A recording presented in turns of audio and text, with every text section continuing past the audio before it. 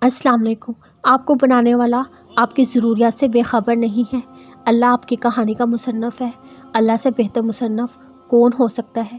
اللہ نے قرآن پاک میں فرمایا، سب سے زیادہ ایمان والے ہی آزمائے جاتے ہیں، تو مایوس ہونے کے بجائے خوش ہو، آپ ایمان والے ہیں۔ ایمان والے تو اللہ کے محبوب ہوتے ہیں۔ اللہ کے محبوب بندے اس کی رحمت سے کبھی مایوس نہیں ہوا کرتے، بلکہ آزمائشیں انہیں اللہ سے اور قریب کر دیتی ہیں۔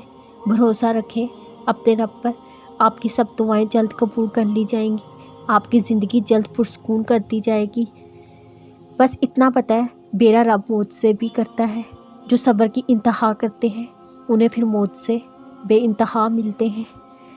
ہم دیکھ رہے ہیں تمہارا بار بار آسمان کی طرف منہ کرنا۔ مجھے نہیں پتا میں زندگی کے کس مقام پر کھڑی ہوں، لیکن میں جہاں بھی کھڑی ہوں وہاں مجھے صرف اللہ نظر آتا ہے۔ میری آنکھیں جب آسمان کو دیکھتی ہیں، وہاں موجود اللہ سے پہلے کہہ رہا ہوتا ہے، ہم دیکھ رہے ہیں تمہارا بار بار آسمان کی طرف منہ کرنا۔ جب ہواؤں کو چلتا دیکھتی ہوں تو سوچتی ہوں، جب یہ ہوا اس کی رضا کے بغیر نہیں چل سکتی تو میرے دل میں دعا کا خیال آنا کیسے اس کی رضا کے بغیر ممکن ہے۔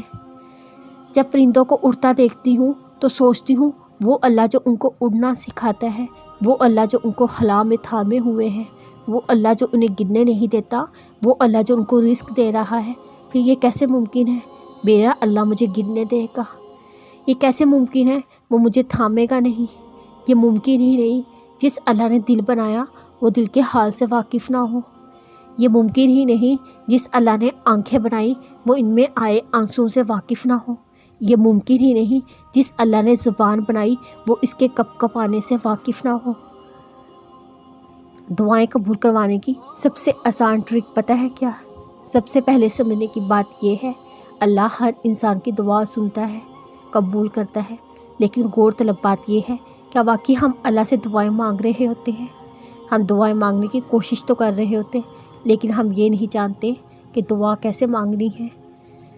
جس طرح نماز پڑھنے کا ایک طریقہ ہے، اسی طرح روزہ، زکوٰۃ، حج کے طریقے سکھائے گئے، اسی طرح دعا مانگنے کا طریقہ بھی سکھایا گیا۔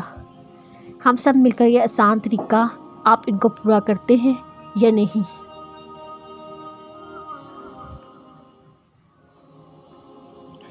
قرآن پاک میں اللہ تعالیٰ نے زمین پر بسنے والے سب سے پہلے انسان یعنی حضرت آدم علیہ السلام کو دعا سکھانے کا ذکر کیا۔ اس دعا میں دعا مانگنے کا بنیادی طریقہ، ہم اپنی جانوں پر ظلم کیا، اگر تو ہمیں نہیں بخشے گا، ہم پر رحم نہیں کرے گا تو ہم تباہ ہو جائیں گے۔